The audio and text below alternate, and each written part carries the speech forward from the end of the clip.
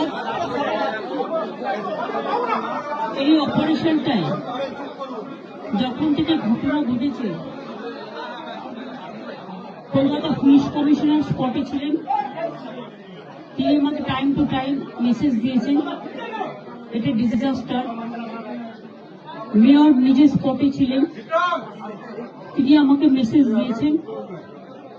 সুজিত বোস আমাদের fire brigade minister, তারাও সারা রাত এখানে ছিলেন।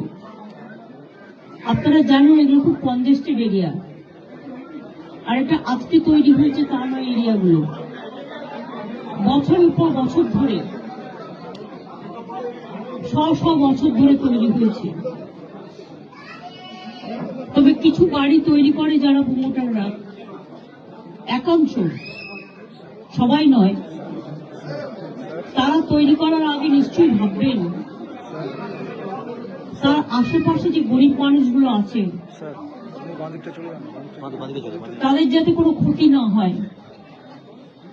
এবং একটা বাড়ি তৈরি করতে গেলে শুধু আমি একটা 6 তলা বাড়ি তৈরি করে দিলাম, এটা আমার কাজ নয়। বাড়িটা যাতে মজবুত হয় এবং আইনত সেটা স্বীকৃতি কিনা, অফিসিয়াল পারমিশন পেয়েছে কিনা, সেটার ওপরও নির্ভর করে। আমি মেয়রকে জিজ্ঞেস করছিলাম যেটা অফিসিয়াল পারমিশন দিয়েছে কিনা, ও বলল না। এগুলো সমস্তই বেআইনি কিছু কিছু হয়। ইল্লিগাল যে কাজগুলো কেউ যদি করে থাকে তার বিরুদ্ধে অফিসিয়াল অ্যাকশন নেওয়ার জন্য আমি প্রশাসনের কাছে অনুরোধ করব।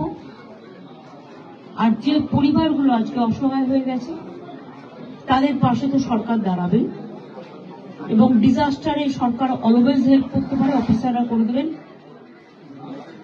এবং যাদের বাড়িঘরগুলো ভেঙেছে গরিব লোক, তাদের বাড়িঘরগুলো অফিসারদের আমি বলবো দেখে নিতে। কমিশনার আছে, কমিশনার এটা দেখে নেবেন। তাদের পরিবারগুলো প্লাস যারা ইনজিউর্ড হয়েছে তাদের পরিবারগুলো, প্লাস ঘর বাড়িগুলো, প্লাস বেআইনি যে কাজের জন্য এই ঘটনা ঘটেছে অ্যাকশন নেওয়ার জন্য। এই কথাগুলো আমি বলে গেলাম। আমি একটু এখান থেকে হসপিটালে যাব, কারণ পরিবার পরিজনরা হসপিটালে আছে, তাদের সাথে একটু দেখা করব। আমাদের ভিডিও ভালো লাগলে লাইক এবং শেয়ার করুন। কমেন্ট সেকশনে গিয়ে জানান আপনাদের মতামত। আরও ভিডিও পেতে আমাদের চ্যানেল সাবস্ক্রাইব করুন এবং প্রতি মুহূর্তে খবরের আপডেট পেতে প্রেস করুন বেল আইকন।